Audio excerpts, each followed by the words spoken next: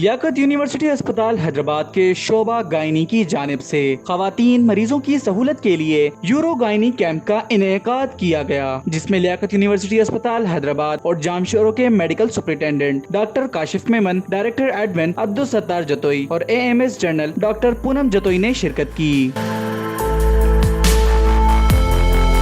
اس موقع پر شعبہ گائنی کی پروفیسر ڈاکٹر ناہید پروین اور ان کی ٹیم نے مہمانوں کو خوش آمدید کہا اور پھول پیش کیے۔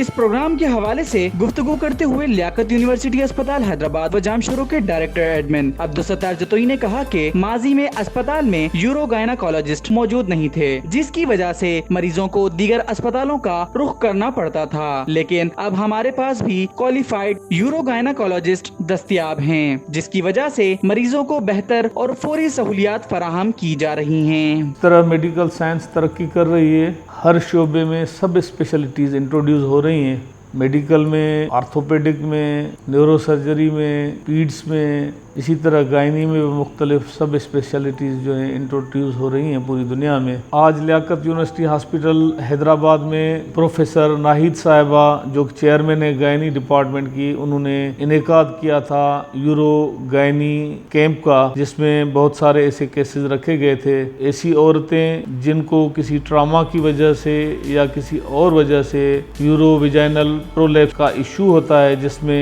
یورین کا روٹ ڈسٹرب ہو جاتا ہے، ان کو آپریٹ کرنے کے لیے یہ کیمپ رکھی گئی تھی، جس میں آج کچھ کیسز بھی ہوئے ہیں۔ پہلے اس ہاسپٹل میں کوئی بھی اس اسپیشلٹی کا سرجن نہیں تھا، کسی گیسٹ سرجن کو بلاتے تھے اور ان کی پریزنس میں یہ ایک جوائنٹ وینچر ہوتا ہے، جس میں جنرل سرجری والے اور گائنی والے اور یورولوجی والے مل کے یہ کیسز کرتے ہیں، اور ہماری اسی ہاسپٹل میں اس کو سپورٹ کرنے کے لیے یورو ڈائنامک سسٹم موجود ہے، جو کہ کروڑوں روپے کی مشین گورنمنٹ آف انڈیا نے ہمیں پرووائڈ کی تھی۔ اس قسم کے آپریشنز بہت کامیابی کے ساتھ ہوئے ہیں، اور ہم توقع کرتے ہیں کہ گائنی ڈپارٹمنٹ مزید اس فیلڈ میں خدمت سر انجام دے گا۔